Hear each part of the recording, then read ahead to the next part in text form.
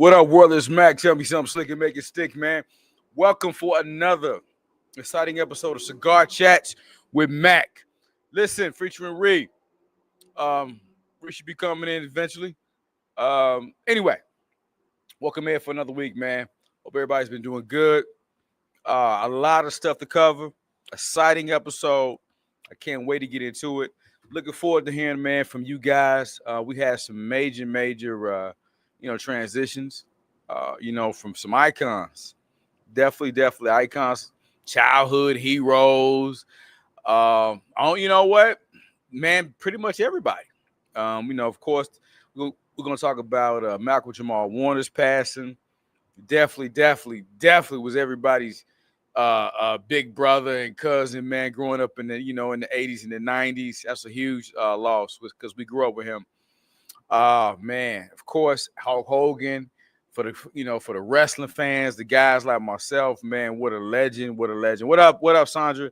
So it's a lot to cover. Ozzy. So it's a lot, man, going on. We're gonna talk about this damn T app. We got a lot to get into. We got a lot to cover. So I'm looking forward to it. My week has been great, y'all. I cannot complain. Been blessed as always. Man, had another audition for another role. Hoping to hear back from that soon.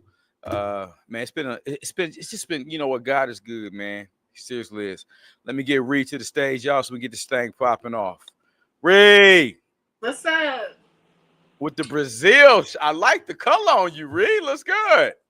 A little razzle dazzle, All right, showing off for your fans. I got you. You got fans. You got fans now. All right, Reed. So my week was pretty good. How was your week? Was it better than last week? I hope it was. It was better than last week, but it's just like I'm just ready for a vacation. I'm ready for a vacation. I'm just ready. Yeah. I'm tired of work. I want a break. So I was just sitting there thinking, like, I hope they give me my off days next month. I would hate to leave this place like this. But it was better than last week, but it had a lot of things I was thinking about, and then my boo died.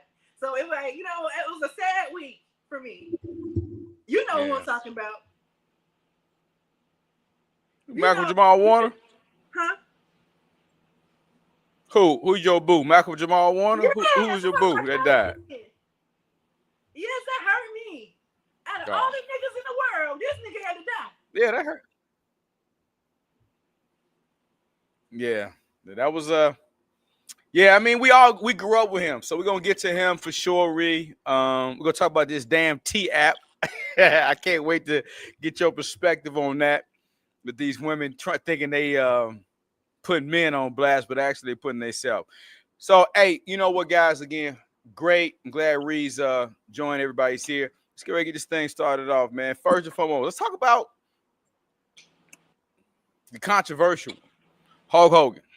Now, let me tell y'all, I'm gonna give y'all my take on that, and I'm gonna let Reed, close this one out. For me, Hulk Hogan, I am not absolving Hulk Hogan for this, what he did as far as his racist comments in that moment. But what the thing I appreciate, I can separate the entertainment from the human being. As far as entertainment, he was a childhood hero for us. Hey, young boys wanted to wrestle and be strong and take their vitamins and say their prayers. And so for that, in the 80s and 90s, and that man did for wrestling what Michael Jordan did for basketball. Hulk Hogan made wrestling mainstream. And so I get people want to, vilify him for his racial remarks. Hulk Hogan didn't invent racism. Hulk Hogan is a product of America. And unfortunately, racism is as American as apple pie. So again, to hate him for being a product of American system, we need to get to the root cause.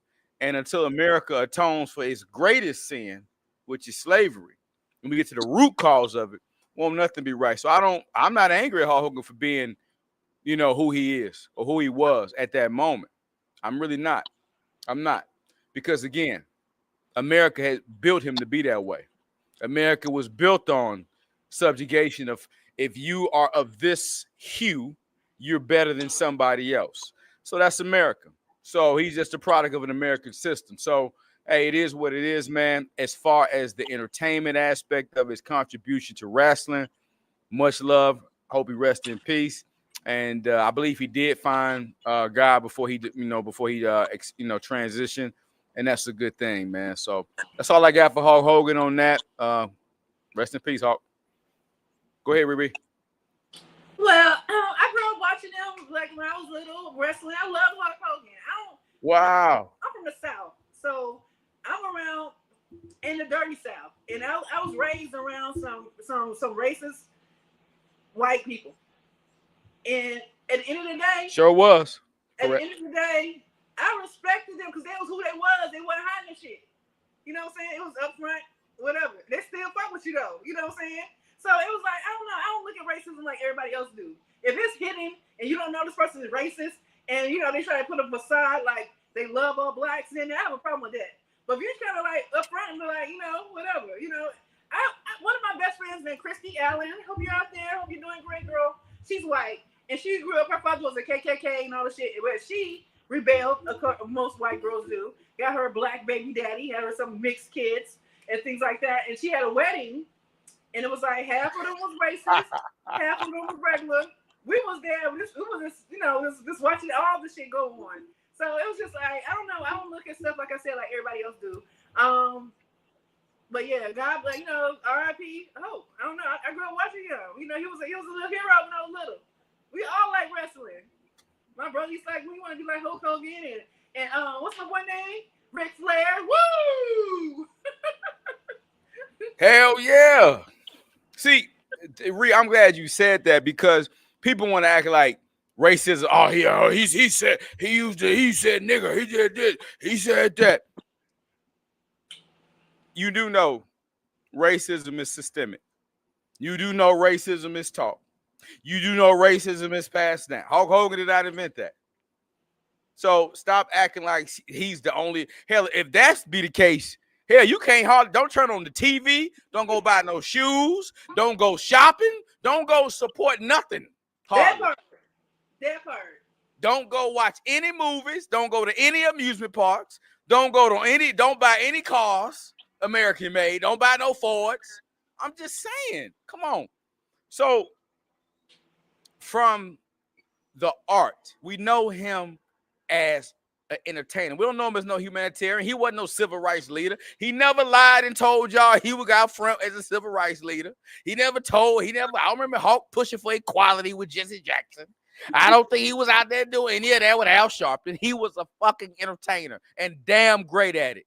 The best at wrestling. Him and Ric Flair, all like Reed's points, all-time favorites. So, hey, man, rest in peace, Hulk. I love that Reed perspective. I don't see racism the way other people see it because I'm real. I'm realistic. It's Americanism as apple pie and baseball. That's a fact. All right, Reed, moving on. Malcolm-Jamal Warner. So I'm going to let you kick that one off, Reed. Rest in peace. So when I was flipping through YouTube and I saw that, I was like, what? Not Theo. And I did my research and I was like, oh my fucking God, it was Malcolm. That's my cousin. I grew up watching him. Why him? He was such a good guy. Yeah. Like he was really like, he always was pleasant. He was always happy. He was doing his art, his poetry. He was like, we saw him grow. We grew up together. You know what I'm saying? He became a father. He loved his daughter, and then he was out swimming with her. And, he got caught up in the currents and shit. And he died. I'm like, how the fuck? All these other badass niggas out here still living. And they're going to take a good one. The God always take his good ones. He take them soon. He take them early. He do. So I did share this here because I was like, God damn. Because he reminded me of my brother Travis. They look alike, they act alike. And I told him that too. I told him, because I ain't told my brother for like a couple of days. Remember I told him I was mad at him last week. So I ain't told him for like 3 days. Anyway, and then he picked me up from work the other day, and I was like, it was sad that Theo died. He was like, yeah, he was like a goat. He was a goat. He was the greatest ever to do it in his time. And he was like the only black child star, like male actor back then that stood out. You know what I'm saying? Or whatever. Like, what other black actor was out when he was out? From the 80s to the 90s? None. And it comes to the late 90s and we got Fresh Prince and Carlton and all them. but he was the only fucking one. And he was still a masculine young boy with a whole bunch of sisters. You know what I'm saying? He still, he wasn't trying to be nothing else. He was trying to be him. So anyway, I really, really, really, really sad about that. I know that his daughter's gonna be great because she had a great influence. And I pray for his wife. I hope all of them get through it. This is a hard time for all of us. Did you hear R. Kelly's song? R. Kelly snapped. I sent it to you on TikTok. No, I didn't get a chance to hear what Carol's had to say. I didn't know if it was AI made or not. No, it's R. Kelly. It's on my Instagram page. Okay. When you get a chance, check it out because he was heartfelt. I felt that shit. I was like, oh, he need to get out of jail. He need to get out of jail. We need him. Hey, Ree, let me bring you out and come back in. It's doing that click clack noise. Y'all hear that click clack noise? Let me see if let me bring it back. It's all good. See if we get her back in. Yeah, Ree, log back in for me. So, man, first of all, to Ree's point, Malcolm-Jamal Warner was, for those that know of those in the 80s and the 90s, the Cosby Show, period, was huge. The Cosby Show always painted blacks in a progressive light, a civilized manner, in a time when that wasn't really being shown. And the Cosby Show was impressionable to young minds like myself. It made you think, damn, you can have an intact family. Mom could be a lawyer, dad could be a doctor. It showed us those things. And it sent a generation of young black kids to college. It made you think. It made a lot of us wanted to become actors because of the Cosby Show. A lot of us wanted to become, better fathers, better mothers, a lot of things because of the Cosby Show. So, man, and Malcolm-Jamal Warner, his role, Theo, period, always resonated with me and the guys because he was just a cool dude. He was like the brother that you had, or if you didn't have, I didn't have an older brother. But he was kind of always like that older brother, you know what I mean? That you knew you could see every week, or you could. He was a relatable character. He played the hell out that role, and so well that no matter what he did after that, he did a lot of shit after that. Malcolm and Eddie with Eddie, a lot of stuff. He was a doctor on The Resident. That on Fox or whatever. He was a doctor. I mean, he always had jobs. He kept working. He's a damn good actor.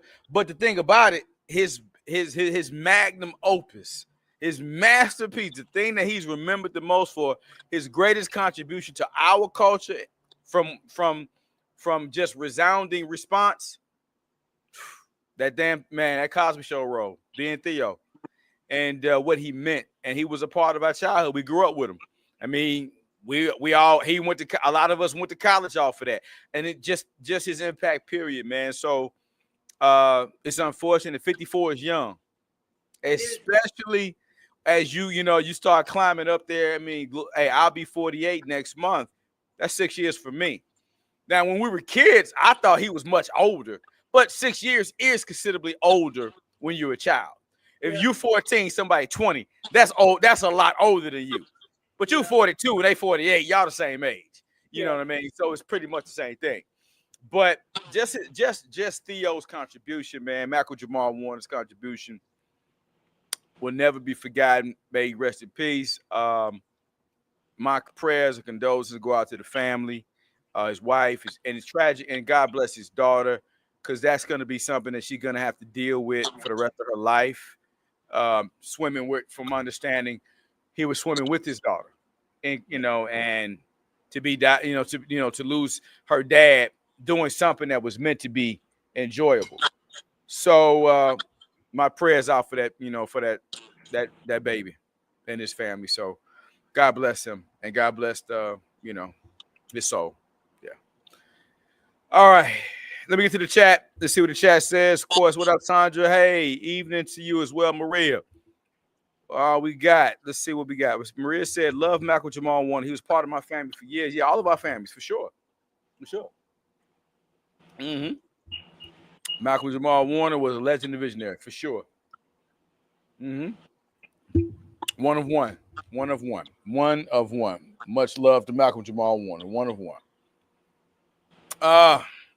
All right, moving on. As well as Ozzy passed away too.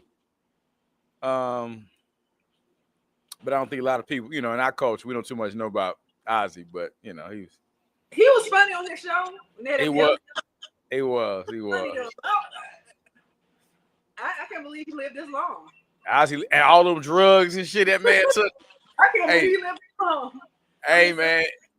Hey, I guess that's the power of a good attitude. Go.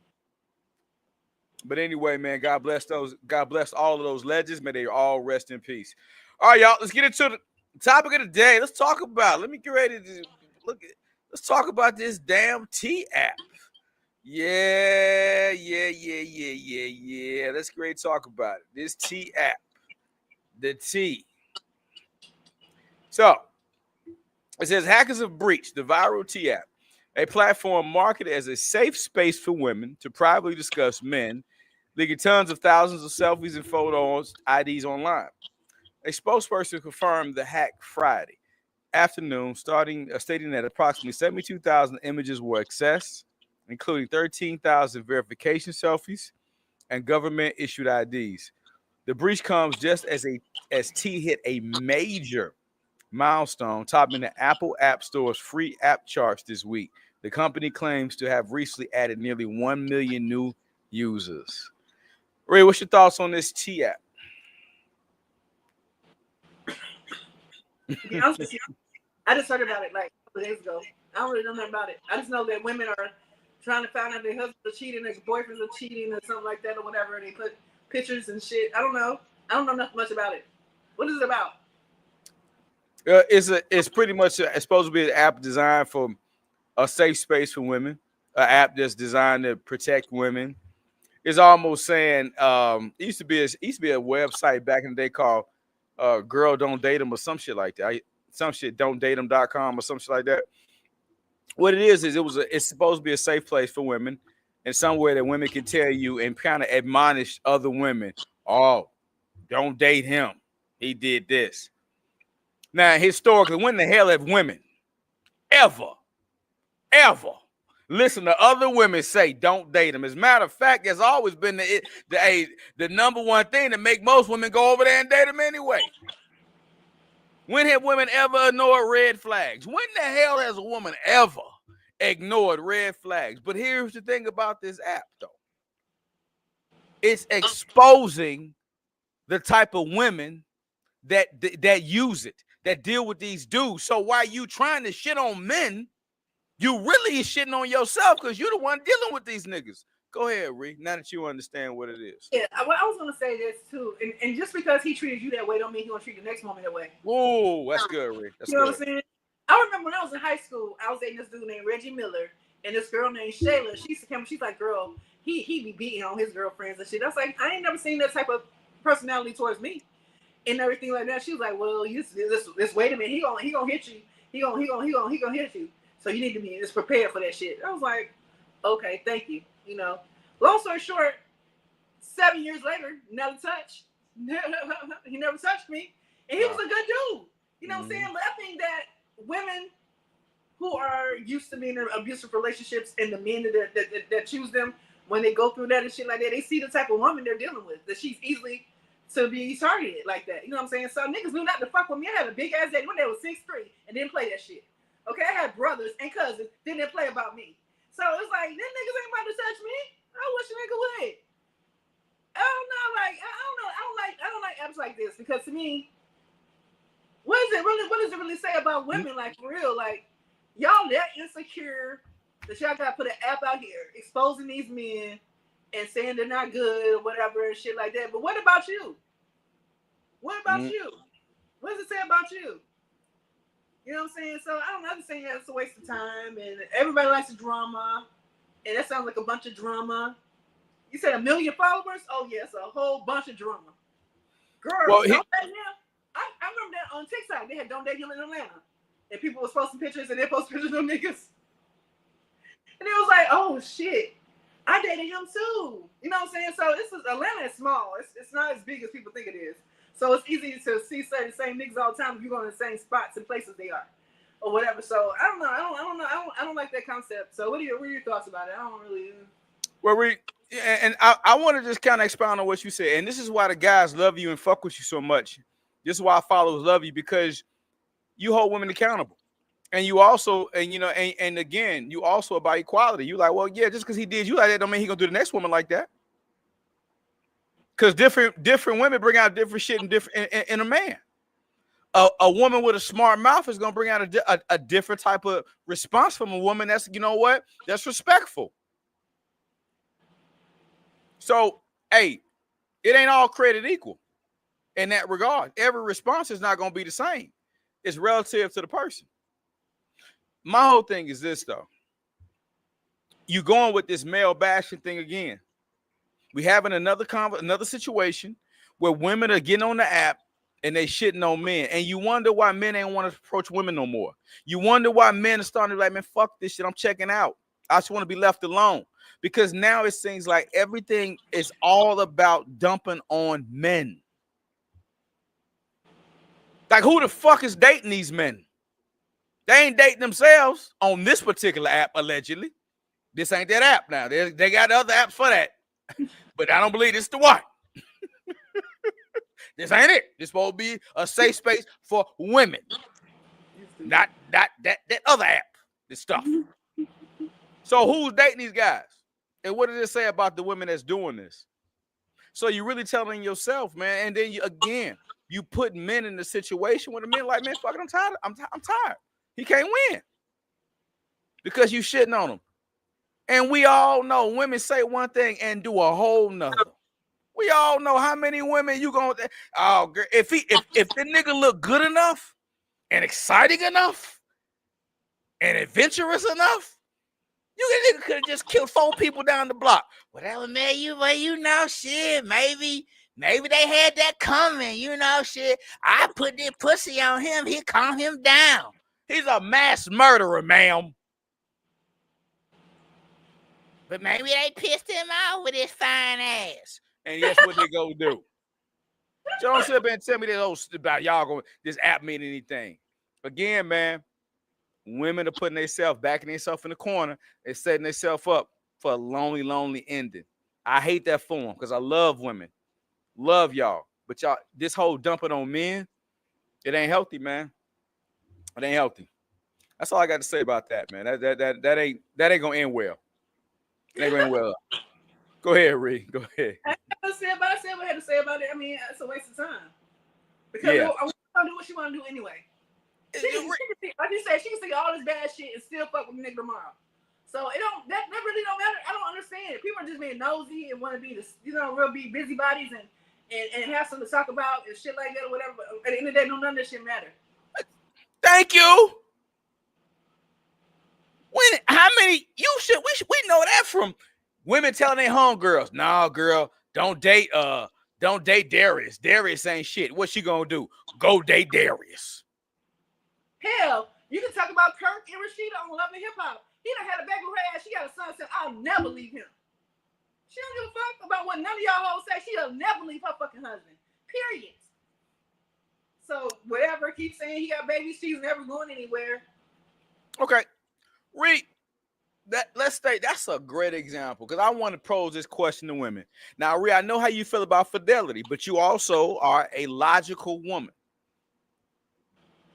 If every man in this world says I'm just gonna be with one woman, there's gonna be still a shit ton of women that don't have a man.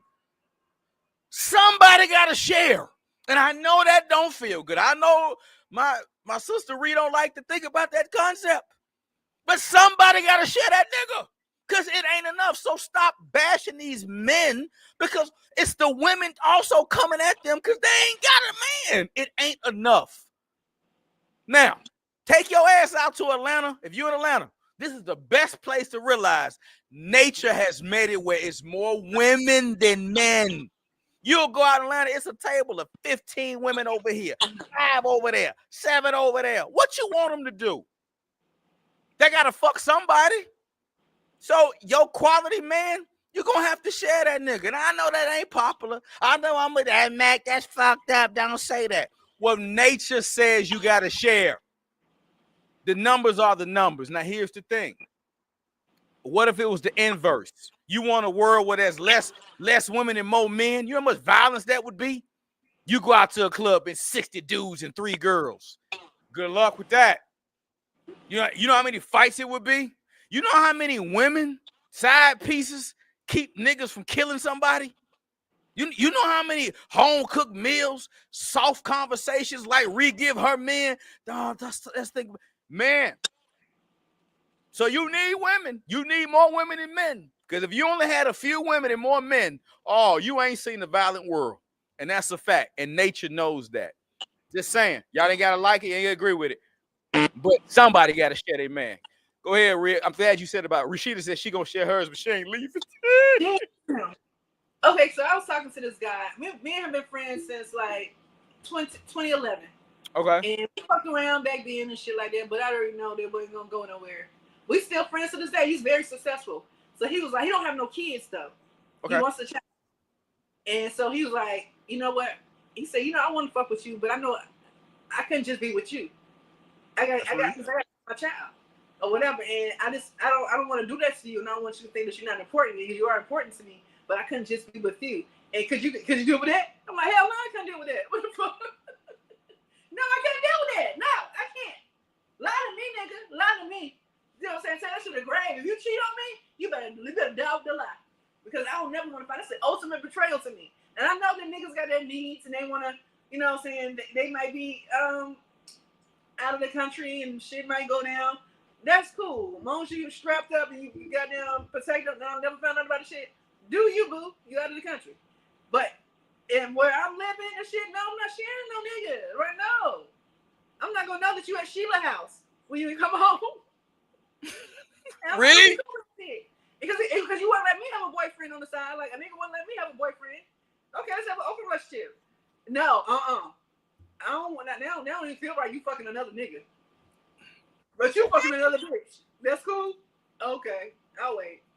Okay. Now, Reed, the men you like are always successful, prominent men. And throughout history, those men have always had more than one woman. You don't like bum niggas. Now, get you a nigga who don't want to do shit. You can have them all to yourself. You like athlete. Well, you like just successful men. You've dated all. I have never heard you ever say you always like prominent, successful men, masculine men, and women like them. And you got to share that guy. That's a fact. Sorry, Riz, nature. You gonna share one way or another? Okay, all right. He better lie to me. Well, now I didn't. Okay, all right, Rick. All right, that's fair enough. Hey, I do agree. At least be respectful. But nature is nature. It ain't enough men to go around. So, ladies, I know I hurt y'all feelings, but somebody got to share them quality men. They got enough leadership for 2 households. He can lead. Think about what a man can do. That man come over there and fix that goddamn smoke detector. That man come around there and change that oil for you. That man can do that in multiple homes. I'm saying, I'm just being real with y'all. His leadership can help out in more than one place. Just saying. All right, moving on. Hey, whoever dates Ree, don't let her find out. So I'm going to tell you. Die with the lie. I better not ever find out. That's the ultimate betrayal. You ready to die early? Now you want to unalive a man for having a little fun. Jesus. Yes, and you hurt me. I gotta live with that shit. Hell no, I'm not gonna be thinking about that shit every night and day of my life. No, that's why I'm still single. Ray, the math ain't mathing, baby. All right, moving on. Birth control pills for men. Oh shit, baby. Birth control pills for men just passed their first human safety test. Experts say the plan is to make available on shelves by the end of the decade. Wow. All right. What's next? The trial tested safety only, not whether it actually reduces sperm. More studies are underway. If approved, the final doses may be around 180 milligrams daily. Why it matters? Male birth control options are currently limited to condoms or vasectomy.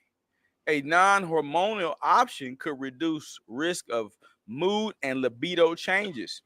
There's growing demand. Surveys show most men are open to new contraceptive methods, other options in development. Wow. a hormonal contraceptive gel applied daily to the shoulders, a atom implant, a reversible vasectomy like hydrogel implant. Several hormone-based pills are also in early stages. Yeah, bottom line, YCT-529 is promising step toward more male contraceptive choices, giving men greater control over reproductive health. I'm not doing that shit. What are the side effects? I'm not doing that. What are the side effects? I'm not doing that. You're going to give me a goddamn pill to make my sperm go away. So really, a man with testosterone is supposed to have high sperm. That's a part of being a man. So you're going to try to make my sperm docile and ineffective so I cannot have kids? No, I'm gonna pass. I mean, I get where they're going with it, but my whole thing is this. I think it's another point of trying to emasculate men. Because to your point, what's the side effects? Yeah, this nigga ain't getting nobody pregnant, but also this nigga's now he done got depressed. What now he got a mood change. Now he beating his woman. Huh? Now he growing titties. Now he growing titties. Now this nigga growing titties and shit. Now he walking. Now he starting to switch. This nigga wasn't switching before. Now this nigga starting to switch. He took what he goddamn magic sperm killing pills. No. Now condom. I'm gonna just roll with that. Roll with that, man. I'm sorry. And baby girl, we're gonna get that plan B if it get to that point. I'm not fucking with this shit. Nigga gonna be putting a gel. I'm gonna be putting a little gel on my shoulder every day. Yeah, baby. This I ain't gonna have no more kid once I rip this gel in me. Fuck that. No, go ahead, Reed. That shit don't even sound right. It don't sound right. Go ahead, Reed. What's your thoughts on that, Reed? When old Sylvester tell you he can't get nobody pregnant? I'm like, okay. Okay. I just have to watch him because I want to see what the side effects is. How his mood's gonna change. Right. I want to know what's the deal with this birth control for men. I want to see that. I want to see what the outcome is. I want to see whoever they test, and I want to see the end result. So like they've been doing it for 4 years. How are they acting? Can they ever reproduce again? Like when they stop using it? How long is it gonna take when they stop using it to have a child? You know what I'm saying? Or whatever. Like what the fuck? Is it gonna change the way food tastes? Like, you know, these things rubbing on your arm and shit. Like, what the fuck? Like, it don't even sound right. I don't know. I don't trust it. Sorry, I don't trust a lot of shit in the medical field. I don't. You and me have talked about that. We both agree on that 100%. I am not trusting anything. I don't trust nothing from the government. I don't. And what's the purpose? What's the purpose of it? So basically, it's to allow men to have unprotected sex. It's allowed them to obviously, you know what I'm saying, have sex in a natural way, whether they nut or not inside the woman. The sperm is harmless. Okay, I get all of that. But now you sit up here, you telling me that it's gonna make my sperm weak, and I just don't. I'm not buying it. At what's the what? It's gonna be a rise on all these STDs. That's true. STDs. I don't know if you heard about that study in Houston. They say it was a rise in black women with HIV now more than ever. Gonorrhea, chlamydia, all that shit. Like what? Y'all don't use condoms? Yeah, I heard that. You know what? Keep my ass. And I ain't never been to Houston.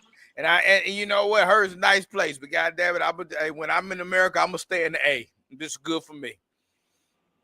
Yeah, they out in Houston getting it in. What? Say what now? I know they out in Houston getting it in. And I wanted to go to Houston because I want to get some good ass barbecue.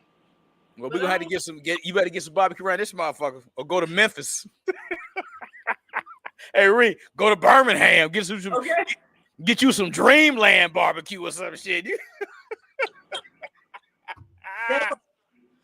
Hey, I will pass. No disrespect to Houston, it's a great city, but yeah, it's a lot more than dukes and boots going on around that motherfucker. That's all I'm gonna say about that.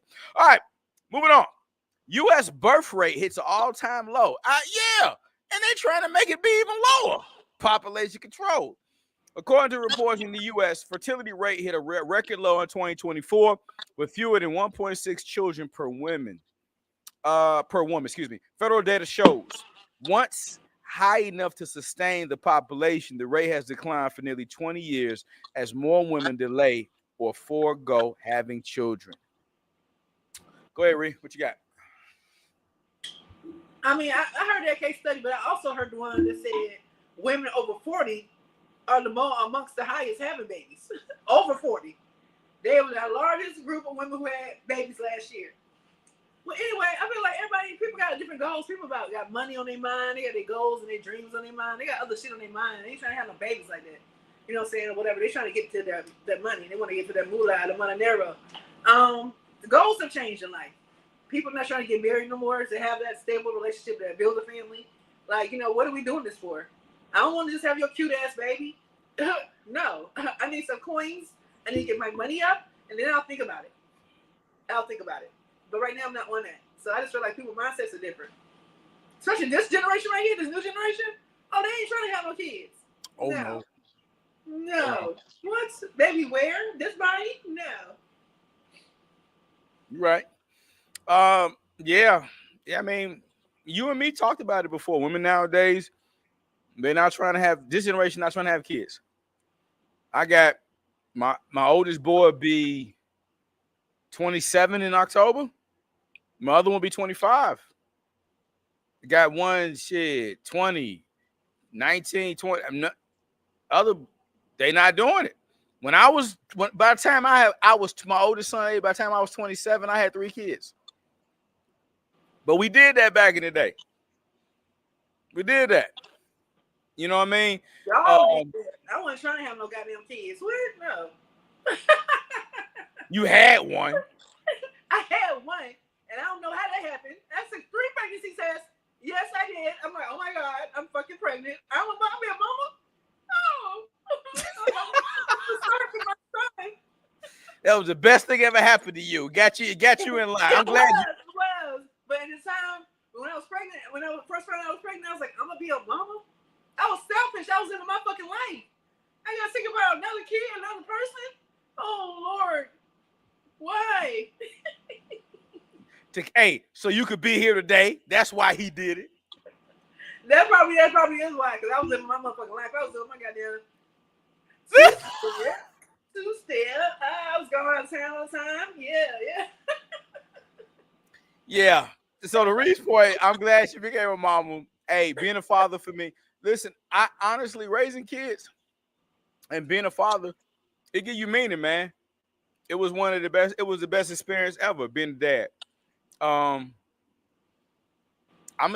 son. Eventually, it'll happen for him in a time, but this generation is just different, man. Let me tell you something. Just to your point, well, all 3 of your sons none of them have kids. My son's 21, no kids. My best friend, she has a 30-year-old, a 27-year-old, a 25-year-old, a 21-year-old. No, none of them got kids. My niece is 27, and the other one's 22, no kids. They're just not living like that. The fuck? See, but they got too many distractions.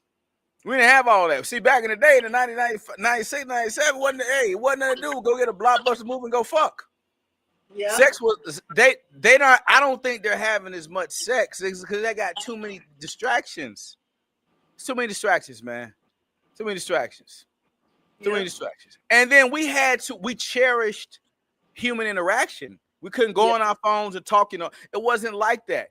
So you had finally got Shawty to the crib. You didn't want her to leave. Like, hey, well, no. Spend the night. Stay. You appreciate it. Let's go out. Let's hang. You appreciated that because you didn't see women 24/7. You couldn't log on and just see a chick.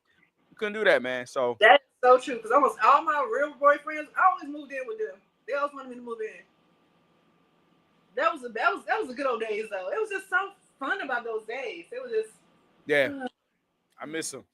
Those were good times. We didn't realize we were having good times. We didn't realize it. All right, moving along. Up to 60%. Oh, you goddamn, of affairs begin with co-workers. Yeah, Ree. Oh, buddy up there been flirting with you. Off to start emotionally before turning physical. Research shows that up to 60% of affairs begin at the workplace. Most don't start with physical attraction. They start with emotional intimacy, daily conversation, shared frustrations, and harmless bonding that slowly crosses boundaries. Psychologists call this emotional leakage.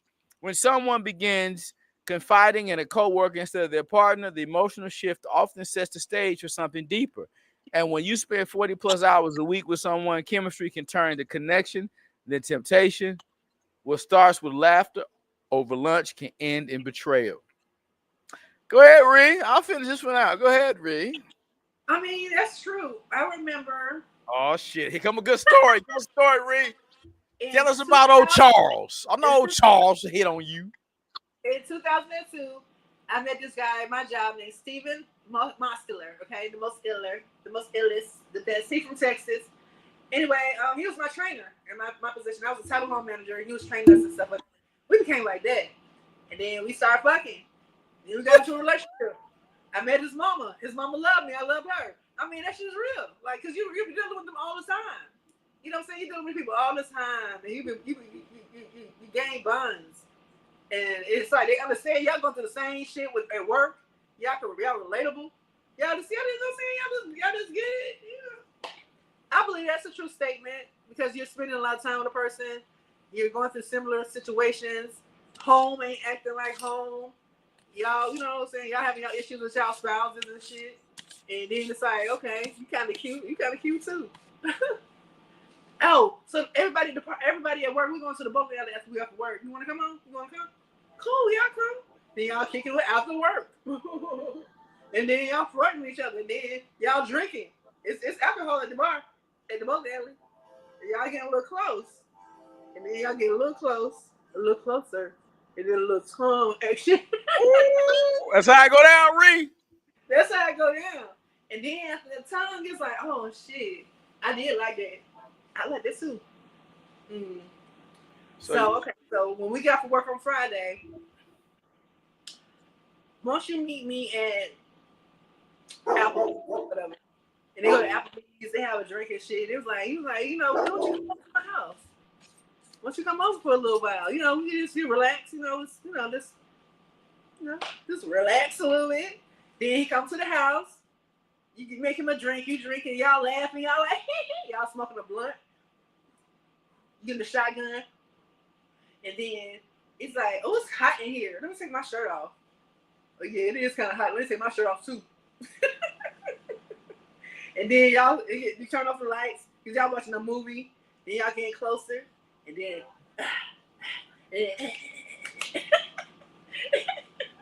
Thank you, Ree, for taking us step by step of how a work affair turns to fucking. Thank you, Ree. I'm just saying, you know, y'all needed a visual, and that's how it happens.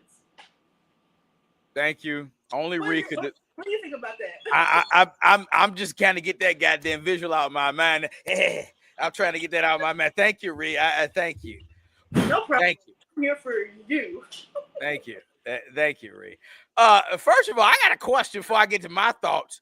What happened with you and Mr. Moskowitz, whoever this nigga name was? What happened with this nigga? Oh my God. So I was in love with him. Dark skin, chocolate, fine as hell. So he had just got divorced from his ex-wife. He was in the military. And then he moved down here because he had just got through a divorce. So me and him got real cool, but he kept calling me her name. He's like, you can remind me so much of Misty. I'm like, who the fuck is Misty? He's like, my ex-wife.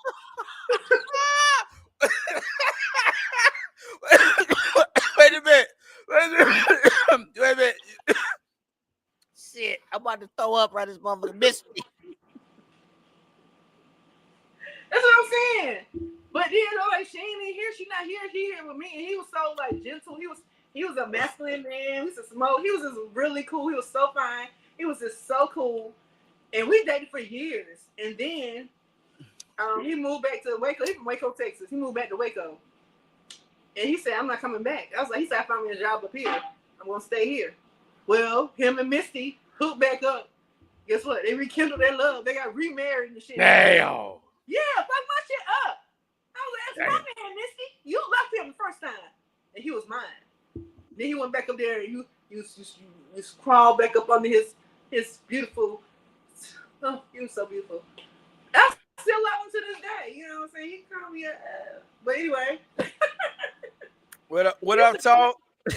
Tone said, "Wow, that's jacked up, Ree." Yeah, that is jacked up. But It is. Damn.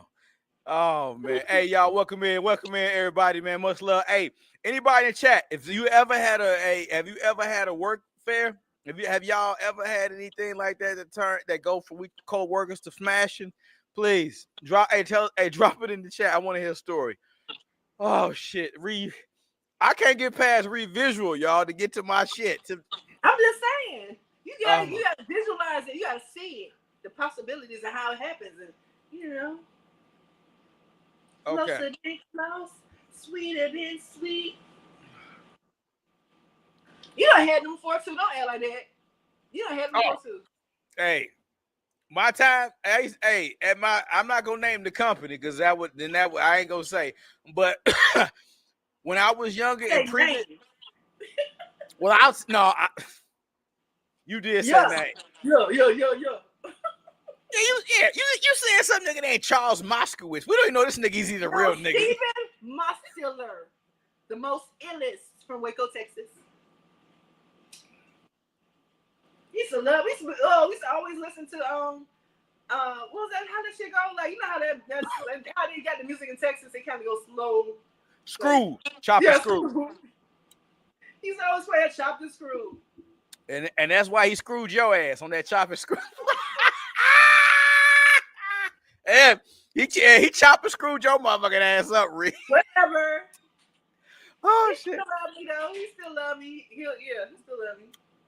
Hey, well, Steve, if you available and you single, hey, catch up with Rick, man. Maybe y'all can. Single. He's still married. He's not single. Me and his mama still Facebook friends. And you was in there. What up, Juwan? Juwan said, yeah. That's okay. So Juwan, tell us about yours. Where was you at? All right. So I will tell y'all this. In the gym, co-workers. Because now when I was working in the gym in Alabama, I was able to smash the goddamn all the goddamn patrons of that motherfucker. You can have your way with them. And no, I never slept with nobody's wives because I don't sleep with wives. That is off the limit. I don't fuck with married women. No, never. Don't mess with married women. Don't do that. You get killed for that type of stuff. That's disrespectful. There's too many single women for that. But yeah, a lot of women come in the gym. Yeah, their ass got nailed to that wall. But it did. But I would say at another company, as a sales executive, man, you deal with the girls that process your orders, talk to the customers for you. You down there and you saying, hey, let's go get a drink. I mean, because when you in the sales guy, you the star of the company, especially when you always at the top. And I'm the best. Wherever I've ever been, I've always been the best, and I am the best. So the girls want to be with the best.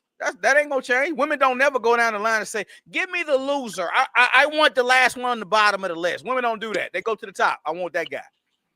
So, hey, the answer, hey, I took about 2 or 3 ass down through there. I know you did. But and we judgmental self. I know you was all up in there. Yeah, I was. Couple up, and they work in the same department too.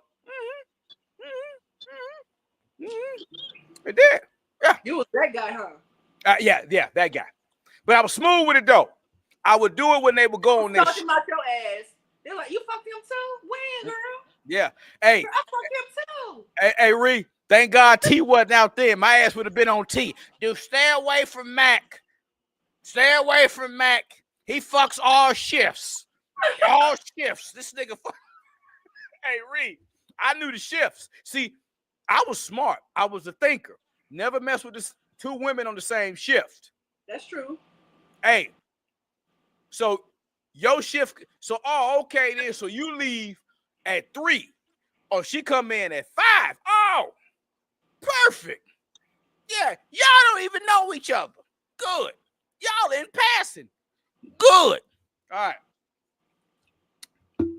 Oh, those and it had a campus too. Oh, those were good old days. Anyway, yeah. And let me tell you why. A lot of times with people in relationships, man, they don't have anything in common with their spouse no more. So when you at work, you working on the same project, y'all got the same irritations, and you spend more time around them people than you do whoever you in a relationship with at home. I mean, you smelling good, you sitting next to them, hey, you giving them compliments, you smiling, you doing all the things their boyfriend ain't doing or their girlfriend not doing. You know, that old girl brought you some tuna she made from last night. I told you I was gonna bring you something to try it. Nigga ain't turning down no free tuna. So you know what I'm saying? It's all type of ways to kick off. Now I'm not as talented as Reed to take y'all a step by step, but that's a different talent. I don't have that talent. But y'all get the point. But yeah, man, I'm all for it. Let me read the chat. Let me see what everybody else is saying. Let's see. All right. Let me go with to Joanna says, didn't work out because the few females that were at this particular trucking company wanted the same guy, but because he chose me, it turned to the females harassing me. No thanks. Joanna, what you do to this nigga? You put that sauce on his ass? Tony G says, heck no. I don't find coworkers attractive. But I've had a coworker stalk me though. Shit, I find coworkers attractive. Now, I've learned you can't shit where you eat. You don't do that. You know, as you get older, you can't do that. Let's see. All right, y'all. Good stuff. Thank you, Reed, for that. That was very good, Reed. That was very. Go ahead, Reed. What you got to add on to that? Are you done? I got to add on that. You finished it. You finished it, buddy. You already talking about you don't get visuals like Riri do. I am not as talented as Reed with that. Reed broke that shit down. All right, moving on, man. Let me see. It says you're 1,000 times more likely to be a doctor than a rapper. According to the data, you're 1,000 times more likely to become a doctor than a successful rapper. Everyone talks about chasing a dream, but the odds tell a different story. And 1 in 100,000 make it big in music. 1 in 100 in the U.S. are licensed physicians. Choose your path, but know the odds. I mean, anytime you are pursuing something that has a greater pool, it's more people trying to be rappers than they are fucking doctors. Let's just be honest. Like, to be a doctor, that's a different type of dude. Yeah, you can easily be a doctor. Who the fuck? How many motherfuckers? How many niggas you know that became doctors? I know one, my uncle. That's it. I don't know no doctor personally. I knew one. None of my homeboys grew up to become no doctors. And there's nothing wrong with it. True, cool. But I wish we had more doctors. But man, if you want to rap, I ain't here to knock nobody's dream, because I feel like this. If you got what it takes and you stick with it, you good at something, you passionate about it, go for it. Go for it. But yeah, it's less people trying to become doctors. So the odds are greater to become a doctor. Fuck out of here. Go ahead, Ree. Well, I disagree with you because I worked at Grady Hospital. It was a teaching hospital, and a lot of the Morehouse brothers were in the school to be a doctor. It's a lot of them. It's a lot of men out here being doctors. A lot of educated black men out here. Don't get it twisted, because you don't see them. They out here. These colleges are full with men and women, and they have desired careers, and they're doing whatever it takes to get in those careers or whatever. So I feel like that's a true statement as far as more people are doctors and rappers or whatever the fuck. To me, rapping, it takes a certain skill for you to make it out there. I mean, I know a lot of people are talented and stuff like that, but you got to think about what else can you offer? We need more doctors. So I feel like it's a lot of black men and women out here that's doing that shit, and they're successful and they're young. You know what I'm saying? So I agree with that study or whatever the fuck it was saying that, I've seen it with my own eyes, and I'm like, okay, he a doctor. Doctors don't make no money. Let's not get it twisted unless they've been doing it for years. Because they have to pay back. They got to pay their goddamn college, goddamn tuition back. They got to get malpractice, goddamn insurance. they be broke for a couple years, like almost like up to 8 years. They have been in the game for a minute to make some real money. So it's that game is real tricky. So don't think you're gonna get you a doctor, you're gonna get you a man with some money. That nigga got a lot of debt. But he'll get it back if he good. Open up his own practice and shit. But yeah, it's a true statement. That's all I gotta say about it. Man, them niggas went to school too much for me. I don't like all that goddamn school. Them niggas went to high school, college, and they went another 4 years after that? Yeah, like 8 to 9 years. No, no, hell no. High school was enough. Give me that. How you were raised, so because a lot of these doctors over here are from Africa, and a lot of them Nigerian, and a lot of them African fathers. They over here, they want their sons to be doctors. You know what I'm saying? They want them to be engineers. It'd be like certain shit that they've been put upon that they have to do in order to be successful in their culture. So I'm gonna say that it's not a lot of American doctor black men, but it's a lot of like foreign, like African and shit like that. Yeah. You're right, Reed. And I would have been that one kid that my Nigerian daddy would have said, "You just a motherfucking asshole, because you ain't. Yeah, he ain't gonna do shit right." Hey, Reed, he just would have cut me out the wheel. Hey, man, I ain't doing it, bro. You are not getting any money. Hey, you are a disgrace to this family. You are done, removed from will. You are stiff-minded. Yeah, did a motherfucker, because I ain't doing that shit. Yeah. You'll catch me. I'd be a porn star before I'd be a doctor. I'm dead ass. I'm good at that. I ain't good at being nobody's doctor. Now, I can do the porn star shit. I can't do the doctor shit. You put me on the operating table, that's a dead motherfucker. No. If you was raised like that, if you was raised to be about your studies and shit, you don't know how you would be. It's about lifestyle, how you was raised.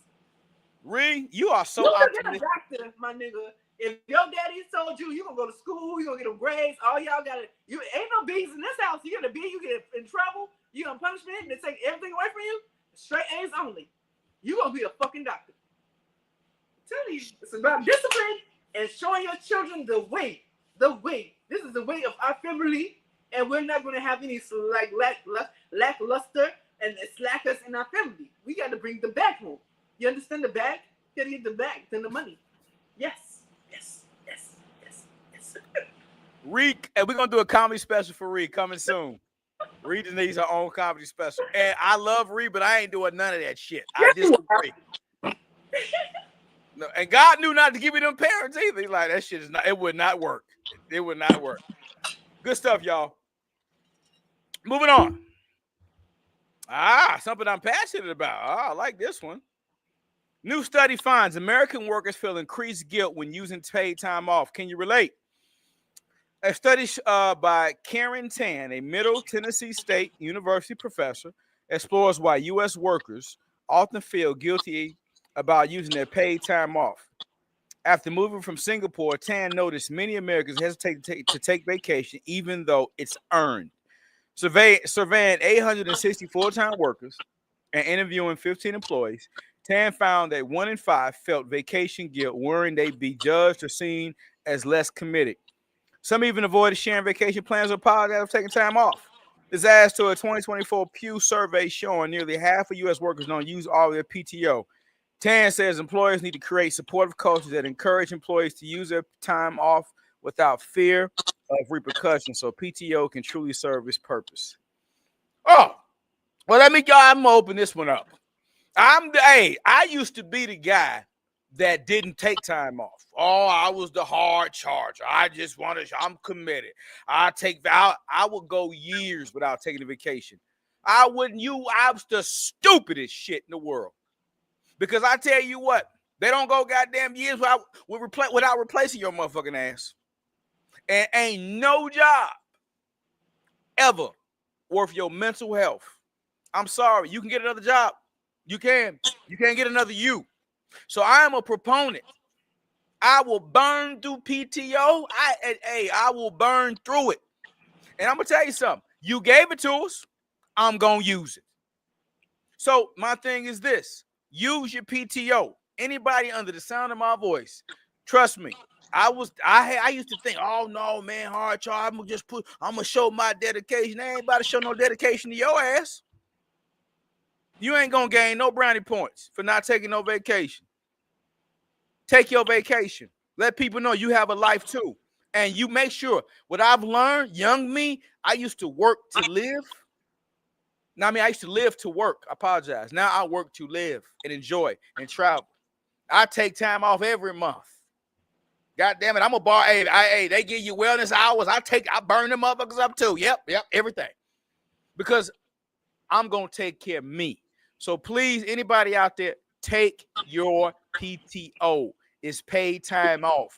And if you're in a job that turns their nose up at that ain't a job you should be at. Go ahead, Ree. I mean, my thoughts exactly. I think Mac has said this before. They'll replace you, like after they fire you or if you die or something, your job would be blacklisted. So you gotta care about yourself. You need that time. I was just telling him before we on here. I was like, I need to take my time off because I'm getting sick. Like I need a break. You know what I'm saying? Sometimes you need a break from the reality. Just for a few days. You know what I'm saying? Whatever, you know, you need to get like your mind, your life adjusted back. Right? You need a break from all this shit of people needing you, people wanting you to do a job. You need to be free. You gotta think about none of that shit. So I feel like you should take your PTO. Don't feel like you're neglecting your job or No.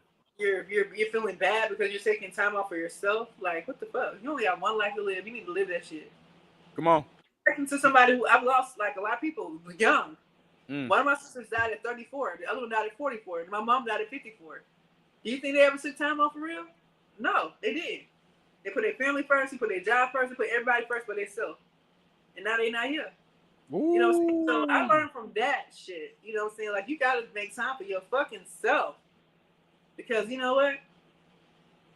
God created you to be happy. He didn't create us for us to be workers. He created us to we gotta enjoy this goddamn motherfucking world. That's for all of us. We need to enjoy this shit. So don't give up on yourself. Like, really, like, live your fucking life, my nigga. Like, live your life. Because you only got one. And you don't want to be old and think about all the shit that you could have did, you should have did, whatever. Do that shit. So you can talk about all the things that you did do to your grandkids, to your great-great-grandkids. So you let them know, like, y'all better live your motherfucking life. Because your grandma did. She ain't let shit stop her from living a goddamn life. You heard me? Fuck that. PTO, You feel me? I'm here for it. Vacation time, I'm here for it. You know what I'm saying? Whatever. Take advantage of what's presented to you. Don't ignore it. Don't feel bad about it. Feel bad for what? Maybe I understand that. Make that make sense. Anyway, my whole point is to live your life and take your time. That's all I gotta say. Live your life. Take your time. Hey, listen, man. You know, Ree reported on the young lady, the sister who worked herself to death. The sister worked 7 days a week, wouldn't take off. I believe she was a chef or a cook or something like that.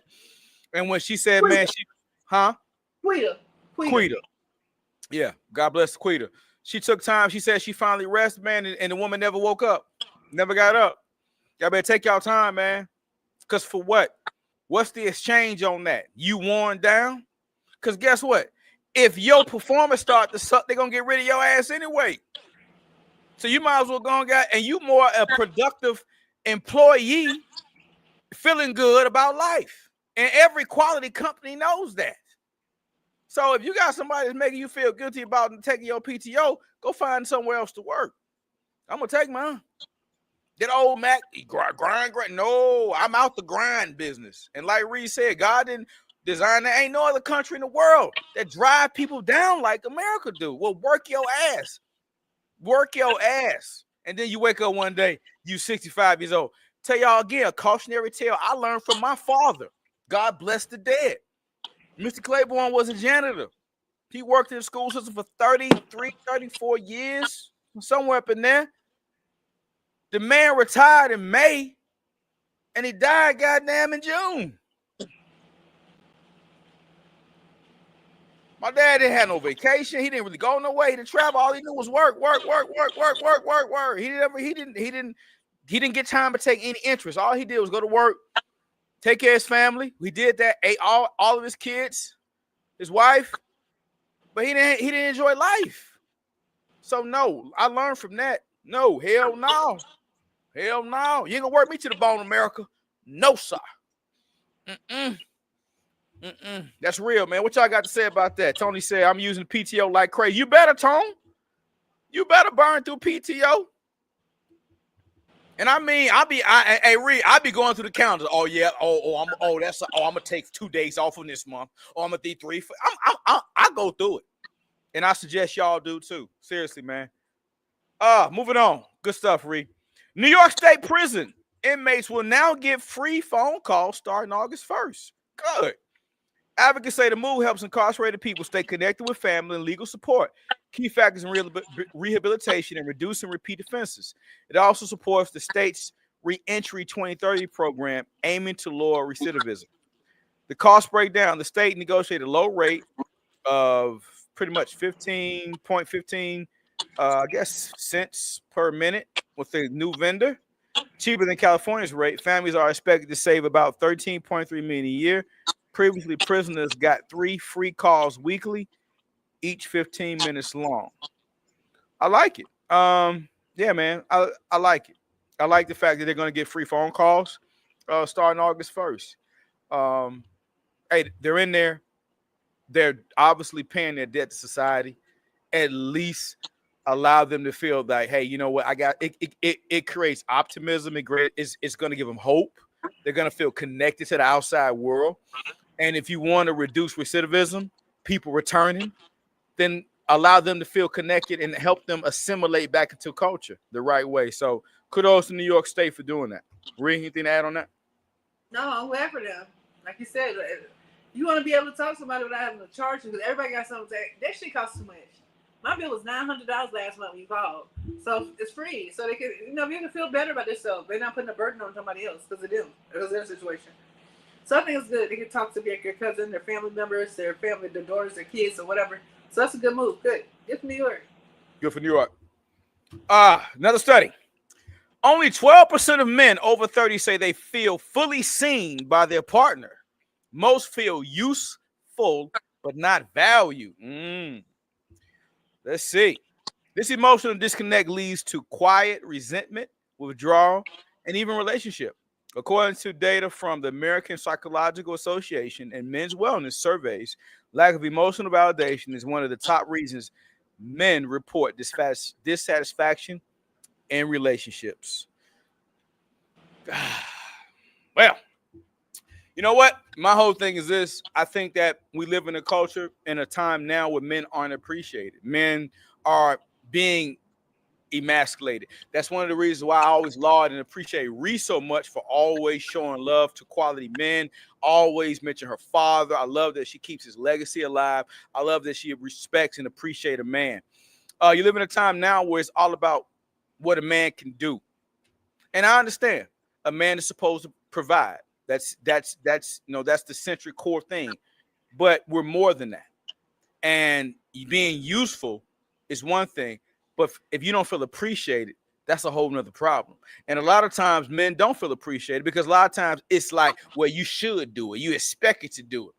Well, your ass is you should make a goddamn peach cobbler, but you don't do it all the time.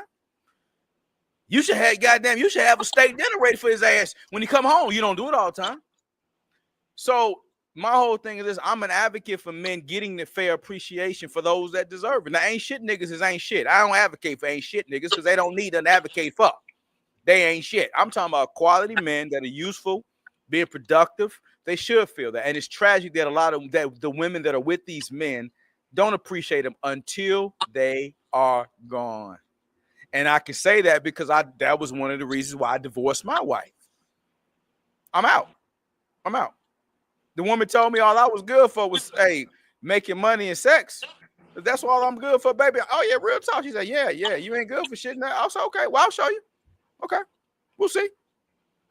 Well, obviously, that was a foolish thing. But, when you don't appreciate somebody, man, God will remove that person and it'll be somebody else's blessing. So, guys, if you're in a relationship and you don't feel valued, leave. There's plenty of women out here. Oh, there's a ton of them. As we just talked about the numbers earlier. And if somebody want a good quality, useful man. So I do agree. Reed, go ahead. I mean, I don't know what's happened over the decade, but women have been very harsh to men. and they have been using them as objects or what they can fulfill for them and their needs and things like that. And men have emotions too, and they're something that's like sure. Like they don't feel good about the situation. They feel like they're being used. They don't feel like they're being loved. Like why are they there?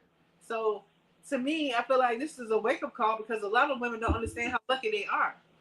Because a lot of men, like a lot of women, wish they had a nigga like that that would do the simplest shit that your man do for you that you complain about. You know what I'm saying? He fill up your gas tank. He makes sure you got, you know what I'm saying, you got money in your pockets for lunch for the week. He wash your car. He do certain shit and you be like, ugh, he need to do more than that. I need more than that, baby. Like, you know what I'm saying? Like, what? You not even appreciate this little shit right there. He probably will give you more if you act like you appreciate the shit he did do. You know what I'm saying? So I think a lot of women take advantage of like I don't know what's going on. I've been seeing it lately too. I've been seeing a lot of it. A lot of the women feeling entitled, and they feeling like that nigga better be doing some shit for her because she's that bitch. You know how many bitches that say that they that bitch? You know how replaceable you are, bitch. You know what I'm saying? Like you gotta start appreciating that shit, or you really get caught out here in the cold, and then you feel like, damn, I fucked up. Yes, you did, because you didn't appreciate the nigga.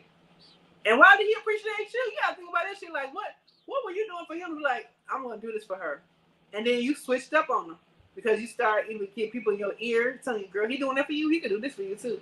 Or he ain't doing enough. You know what I'm saying? So you let all outside shit ruin your good thing, and now you lonely as fuck now, or whatever. So I think a lot of women need to start waking the fuck up because a lot of people are lonely out here. A lot of people seek relationships that are giving to one another, so y'all can grow together. You know what I'm saying? Or whatever. And they don't want to be always the one doing shit. Like, what you doing for me? I'm doing all this for you. What you doing for me? Oh, nothing. Oh yeah, this not gonna work. I can give it to somebody who's gonna be appreciate this shit and get back. So I just feel like a lot of this shit is just like a lot of women have been very selfish in their needs and not trying to appeal to what a man needs, and then they lose. They end up losing. And then they be regretting that shit. Like, damn, I had a good nigga, and now you don't. Preach, Ree. Life lessons. And my thing is this, and I think Reed always drills it home perfectly from a fair perspective. You know, attitude of gratitude. If you got a guy that's doing things, you want to really make a man go to the next level, say thank you. Say, I appreciate you for showing up for me. Simple things will get you a long way with a quality man. All he want to do is feel appreciated for dealing with the shit that he got to deal with when he go outside that door. You know, and be grateful for him. Because believe me, it's another woman somewhere that want that man that's doing those things for you that Reed, talked about, man. So it's a lot of women now that have this mindset of, yeah, he's supposed to. Young lady asked me the other day, well, my birthday is August 28th. What you gonna buy me? I said, well, goddamn, my birthday August 30th. What you gonna buy me? Exactly. Fair exchange is no robbery where I come from, boo-boo. Men want gifts too. Men want nice things too. Fuck out of here with that goofy shit. Next. All right, we're closing up on our last one. And speaking of that, you know what, man? You know, this will be a great way to end it. Keisha K, or Gucci Man's wife, she recently came out and said he don't do nothing but shower and go make music. She enjoys cooking for Gucci Man. She enjoys taking care of him, catering him. Now, hey, a lot of women want to say this, that, and the third, but guess what? She got a man. She live a good life. He ain't going nowhere. You ain't heard Gucci caught up in no scandals, no nothing. I'm not saying Gucci. I don't know what Gucci doing, nor do I care. But I will say this: if a woman is doing all of that, that's called a partnership. That's called a teamwork. And it sounds like she enjoys embracing that because guess what? In exchange, she lives a great, great, great life. So she's keeping her man productive. Hey, you just go make your music. You just go, baby. Hey, wash your ass. I'll take care of everything else. What man? You tell me what quality man wouldn't appreciate a woman like that? You get a woman like that, the world. So really important, guys. Always show an attitude of gratitude, man. Phenomenal show. Read anything to add about that one? Yeah, growing up, I seen my mom. She used to iron my daddy clothes and make sure he had everything together. And I didn't understand him when I was little. I was like, Mama, you work too. Why you gotta do all that shit? She was like, you understand when you get older or whatever. You know what I'm saying? I gotta make sure he got his stuff together. You know what I'm saying? My dad would come home drunk, throwing up and shit. She clean that shit up for him. Give him a bath. Make sure he's straight. I mean, I'm like, Mom, why you doing all that? Because I love him. Like, I want to make sure he's straight. Like, my mama did a lot of shit for my dad. My dad was wild. He was a wild boy. My mom always looked out and took care of him. Right. And she wanted to. Right. She felt like that was her job, and she loved doing it. She wanted to make sure he was okay, he was safe. And I didn't understand until I became a grown woman, because when I was little, I was like, why he be coming to home from the club and he be fucked up, and he'll throw up, and she'll sit there and clean that shit up and make sure he get a bath and clean him up and put him in the bed. Like, you know what I'm saying? She really loved my fucking daddy. You know what I'm saying? That was real love to me. My mom didn't go out. She worked. She was a nurse. She'd be at home. She'd be with us. She cooked. She cleaned. She did all that shit. And she loved my fucking daddy, though. My daddy was out there. You know, he brought home money and he peeled back. And my dad was a hustler and he was a truck driver. He did a lot of shit. But my mom, I guess she understood that shit and she loved that nigga until she died. They was together for over 35 years. You know what I'm saying? So it was just like, you don't understand. That's real love to me. When a person can see past all that, they was best friends. Like, she was his friend. She was gonna make sure her friend, so he gonna be okay. He gonna be all right. I'm gonna make sure he get in the bed. He take a bath. I'm gonna clean up this goddamn throw up or whatever, and then I'm gonna make sure he's straight and don't break it up. They never argued in front of us. I never seen them argue in front of me. None of that shit. I've never seen that. And they're the most hoodest people. They never did none of that shit in front of me. All I saw was them loving each other. They were real friends. They would bring up stories and shit when we used to go to the club. My daddy say, I taught your mom how to dress. I bought her first outfits for the club. Like, it was just like, you know what I'm saying? They would have those stories, and I'd be like, oh, okay, all right. And then when I got older, I started saying, okay, I understand why my mama with him. My dad was cool. My dad was charming. My dad was funny. My dad was that nigga. You know what I'm saying? She was that woman. She was that bitch. She was like, I'm gonna look up for my nigga. I don't do that no more. She still in the club, but she stopped when she started, you know, got into her nursing and started taking that serious. But they loved each other. Anyway, all I gotta say is, like, you know what I'm saying? Be true to yourself, but love who you're with. Make them feel important. Make them feel special. Do shit for this nigga that you ain't never did for no other nigga. Come on now. He is that nigga. Period. That's all I gotta say. I'll just end it. I'm gonna end it with a story, and I don't normally redo stories, but it's fair. I'm gonna give y'all another story. So when I was living in California at the time, my mother-in-law, really sweet lady, man, and we was all living together. My mother-in-law, wife at the time, and me and my son. And I would come in late from work, and I remember my mother-in-law used to tell my wife at the time, "Hey, he coming in late. He ain't trying to wake up you and the baby. At least set the air mattress out for him when he comes in, so that way the man can get some sleep." The woman wouldn't even do that. Her mom used to do that. And she used to be like, I used to clean up after your daddy, pick up his clothes, do this, that, and the third, and you won't even let this man. She said, you ain't gonna keep somebody gonna take that man from you. She's her mother used to tell her, it ain't too many like this guy. And lo and behold, man, to Reed's point, man, you know what?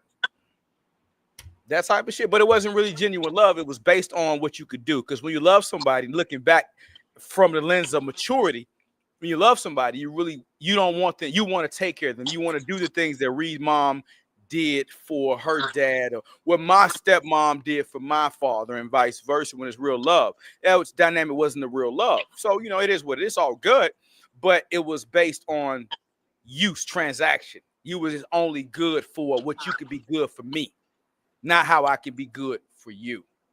So, man, love this. This has been a phenomenal show. Reed, you killed it as always. The chat showed up. Let me make sure I don't miss anybody. I know my girl Sandra said something. She said, if my time was an hour, I'm called the FMLA. Hell yeah. FMLA like a motherfucker. Like a motherfucker. Hey, shit. Yeah, I can't make it. She said, yeah, birthday's coming up again. Yeah, a year went by so quick. Yeah, y'all remember last year we did a thing for my birthday. This year I've been to DR for my birthday. I'm going back home. But me and Reed gonna still do our show. You know it don't stop me and Reed from doing what we do. We're gonna show up. My birthday, I think, falls on a Saturday. So how cool is that, right? You're gonna be able to do the show on a Saturday. So get them goddamn Cash Apps ready, Zelles and Venmos, goddamn shit. Get them ready for your boy. Turning the big 4-8. Hey, y'all, like, share, comment as always. Without y'all, this is not possible. We're closing in on 1 million views. Let's get 1 million views by my birthday. We closing in. We're almost at 900,000. I want 1 million by my birthday. That's the greatest gift you could give me. Share this out with everybody you know. Like, hit subscribe. Make sure y'all follow Reed. Reed does something every day that is dope. She gives an encouraging word. Reed goddamn it, talk to her motherfucking self. Hey, how you doing? Y'all okay out there? Reed get the goddamn phone. Reed don't need nobody. Yeah, shit. What y'all up to? Y'all going to work today? Yeah, me too. Shit. Fuck this shit. Yeah. Hey, Reed gonna give you a positive, encouraging word every day. Make sure y'all follow her, man. She gives a daily encouraging word. She'll just go, say something kind. And she's a beautiful spirit that's constantly encouraging. Let me make sure y'all follow Reed. New _ normal. It's in the link, is in the damn thing. Make sure all of y'all are following her. If you're not, go follow her now. Tony G. I'm not saying you guys, I'm not kind of call y'all, but Sandra, all y'all, make sure y'all follow Ree.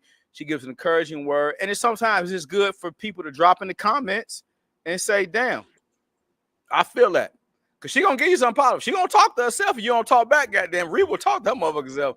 How you doing today, Ree? I'm good. I'm having a good day. You too? Yeah. Ree, goddamn, she going to high five her motherfucker self. Shit. So, anyway, man, y'all, God bless. Ree, close it out for us. What you got? Close it out, Ree.